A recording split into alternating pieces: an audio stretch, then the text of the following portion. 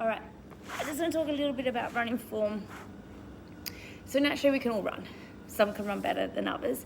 And it is a skill that we need to work on, especially if there's something obviously wrong. And there's pose running, there's chi running, free running. They all kind of have their own little take on things. The most important things that I guess you want to make sure you're not doing in your running is heel striking. Now, if you look at a sprinter, an ultra marathon runner, they've got really different types of running styles and form, for the sport that they're doing. So everyone is going to run a little bit different depending on what you've done in your past. An ultra marathon runners, the ones that are doing days on end, are kind of shuffling along. They've got to make their running as efficient as they can. A sprinter needs a higher hip drive so they can create more force into the ground to project them forward quickly and strongly. So each one's going to be a little bit different.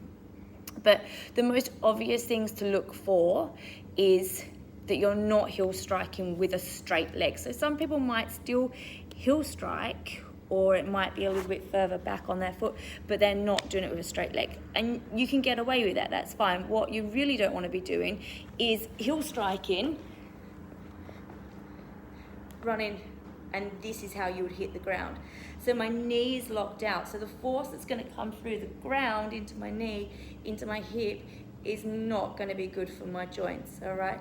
Running is quite impacting on your joints. But also what happens is if you do heel strike, generally you're leaning back. So you're also breaking that forward momentum of speed.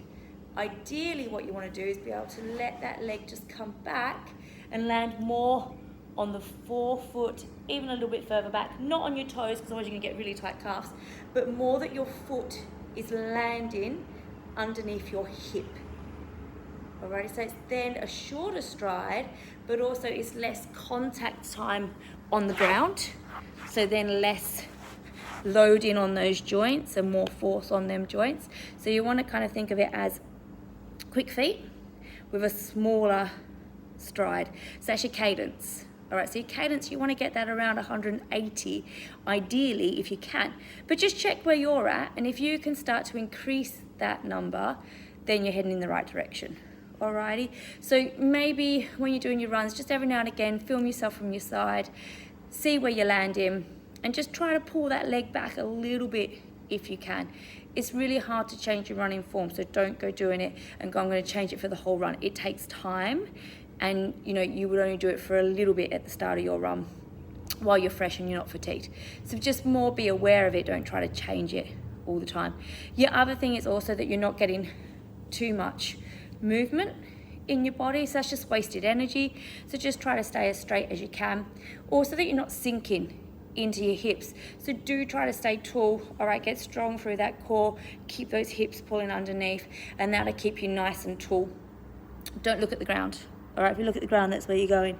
All right, look up, look ahead, then you're going to keep everything nice and neutral as well. Try to relax your shoulders, okay? You don't want to be doing these, clenching your fists. It's going to get really tiring really quickly. Just relax, and if you find you're getting a bit tense, just shake them arms out and then go back to your stance, okay? With your running arms, it's different. If you're sprinting, you're driving with your arms. Longer distance, you can have them a little bit lower. It's more about not wearing yourself out and being efficient with your energy, so wherever's comfy for you. I think if you can just focus on those little things, if you find that you're getting sore with your running, they will help, but just don't do it for a whole run. Just do little bits, all right? Just keep checking in on your form. Just see how you're going. So I hope that helps. You don't want to make it too complicated. It's pretty easy, just a high cadence and your foot landing underneath your hips. Okay.